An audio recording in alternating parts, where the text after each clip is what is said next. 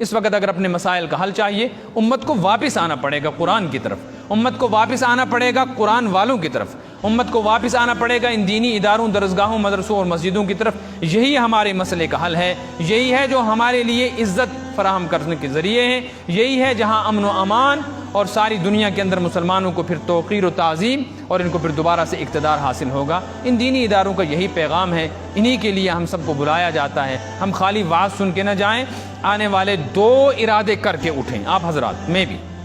ایک یہ کہ آج تک اگر ہمارا قرآن سے تعلق نہیں تھا، انشاءاللہ آج سے قرآن سیکھیں گے، قرآن پڑھیں گے۔ اس کے لیے ذرائع ہیں۔ آج سے 40 سال پہلے کشمیر کے بہت سارے لوگوں میں یہ بات تھی کہ ان کو یہی پتہ نہیں تھا حافظ قرآن کس کو کہتے ہیں۔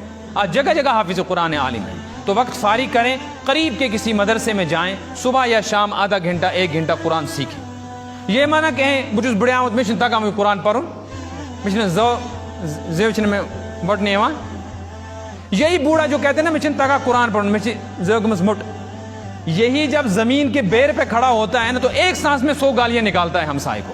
اس وقت اس کی زبان باریک ہے لیکن قرآن پڑھتے ہوئے شرم آتی۔ ایک طبقہ وہ ہے جو کہتا ہے نہیں بپا رہا قرآن مگر میں شیما شرم۔ ایک کو تو یہ ہے میں شنتا کا پڑھوں کی، دوسرا کہتا ہے میں شیما۔ تو جس آدمی کو کسی پارٹی میں جانا ہو، اس کے پاس 10 لاکھ روپے کی گاڑی ہو، لیکن اتفاقاً یہ گھر سے جلدی میں نکلا ہے اور جوتوں کی چپل کی پالش نہیں ہو سکی، یہ بازار پہنچا ہے اور اسے معلوم ہے مجھے پارٹی میں جانا ہے، تو چپل جوتے پہ پالش کروائے گا کہ نہیں کروائے گا؟ پالش کروانے کے لیے تحصیلدار کے پاس جائے گا، اے C D C S P کے پاس جائے گا یا موچی کے پاس جائے گا؟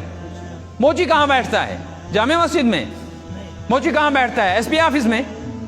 وہ کہاں بیٹھتا ہے؟ تحصیلدار یا اے سی کے آفس میں۔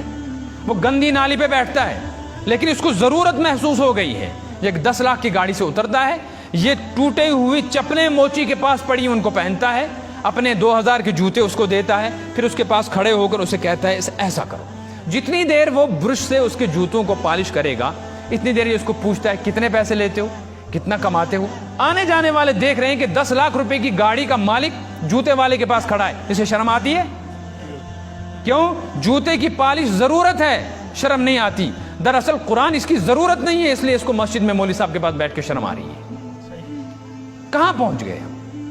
تو ایک یہ ارادہ کرو کہ قرآن سیکھیں گے، دوسری یہ نیت کرو کہ اگر ہم نے اپنی زندگی برباد کر دی، ہم اپنی اگلی نسل کو جہنم میں نہ بھیجیں، اپنی اگلی نسل کے قرآن کی فکر کریں، ان کو مسلمان بنائیں۔ اور ان کو مسلمان بنانے کے لیے کسی سکول، کالج، یونیورسٹی کے اندر کوئی سبجیکٹ، کوئی نصاب کے اندر ایسا ایک پیراگراف اور چیپٹر بھی نہیں ہے جس میں یہ سکھایا جائے انسانیت کیا ہے، ماں باپ کیا ہے، استاد کیا ہے۔ یہی لڑکے، یہی لڑکیاں جن کو ہم نے اپنا سرمایہ لگا کر ڈاکٹر، انجینئر، پروفیسر، لائر بنایا ہے، یہ جب گریجویشن کرتے ہیں پھر گھر آ کر کہتے ہیں لالا یہ نہ کت کرک مجھ دوست آمد، بوبا یہ نہ کت کرک مجھ ویس آمد۔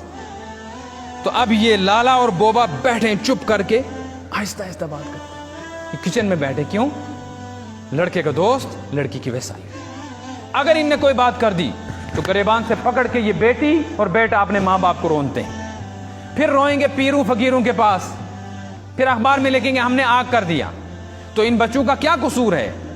ان کو تم نے کب سکھایا تھا کہ ماں باپ کا درجہ کیا ہوتا ہے؟ قرآن نے کہا لا تقل لہما اف، ماں باپ اگر تمہیں ماریں، جھڑکیں، تم ان کے سامنے ہائے بھی نہ کرو، اف بھی نہ کرو۔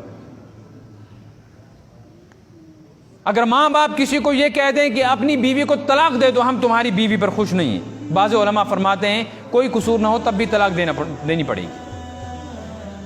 اتنا بڑا درجہ ماں باپ کا، لیکن کون سا سبجیکٹ ہے جس میں یہ پڑھا انہوں نے؟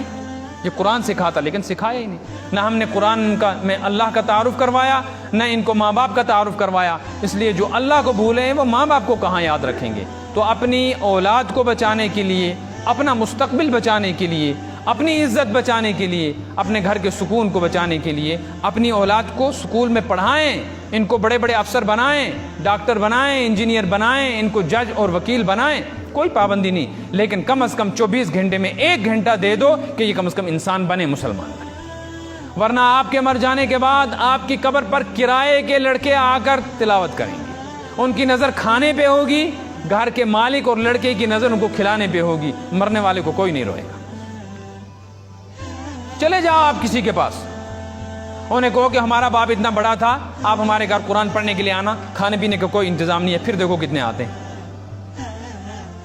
جو پڑھنے والے ہیں ان کی نظر گوشتابے پہ، رشتے کباب پہ، جو پڑھانے والے ہیں ان کی نظر رسم پوری کرنے پہ ہے، جس کی سرمایہ اور دولت کے اوپر یہ نسل بے دین ہوئی ہے وہ قبر میں سڑ رہا ہے، وہ وہاں پٹ رہا ہے۔